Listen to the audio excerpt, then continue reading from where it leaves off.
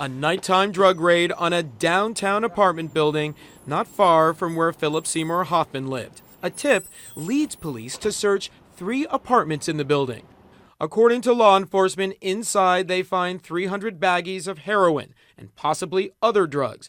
The heroin brands labeled Blacklist and Red Bull, not the same type found in Hoffman's apartment, which were called Ace of Spades and Ace of Hearts. 4 now under arrest, all facing various charges, including criminal possession of a controlled substance. A law enforcement source saying they found the largest amount of drugs in Robert Weinberg's apartment. CNN has learned his cell phone did have Hoffman's phone number stored in it.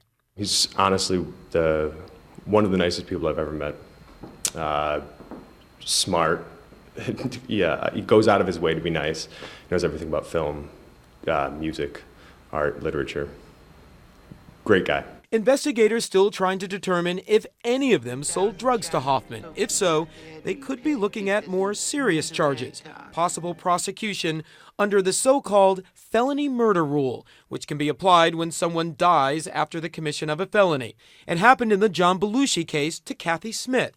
Smith served 15 months behind bars for injecting Belushi with a fatal dose of heroin and cocaine in 1982. The problem with it is that the felony murder rule, when you attempt to apply it to a drug dealing situation, the defense is, well, I may have given them the drug, but they overused it, they didn't use it the right way, they were on other drugs. Still unclear what led Hoffman, who had struggled with addiction, to relapse. Insight may come from his journal, which police found at his home, in addition to the heroin and prescription drugs.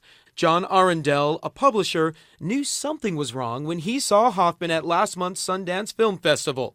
This is his picture from Sundance. He said, "You don't recognize me," and at that point, I said, "Well, should I know you?" And he said, "Well, I'm a heroin addict." And at that point, seeing the shock and awe on my face, he took off his cap, and I immediately recognized him. But as he was walking off, he said, "I just got out of rehab." Jason Carroll joins me now. And so, Jason, let's begin with the 4 arrests overnight. What happens next to them, legally speaking? Well, we're waiting for their first court appearance, Brooke, and that's expected to happen at some time today. And during that appearance, quite possibly, bail will be set. They may end up entering a plea. The judge will find out if they need representation. All of that expected to happen sometime later today. Also getting, Brooke, word in from the medical examiner, because there have been a lot of questions about how exactly, what was the cause of death.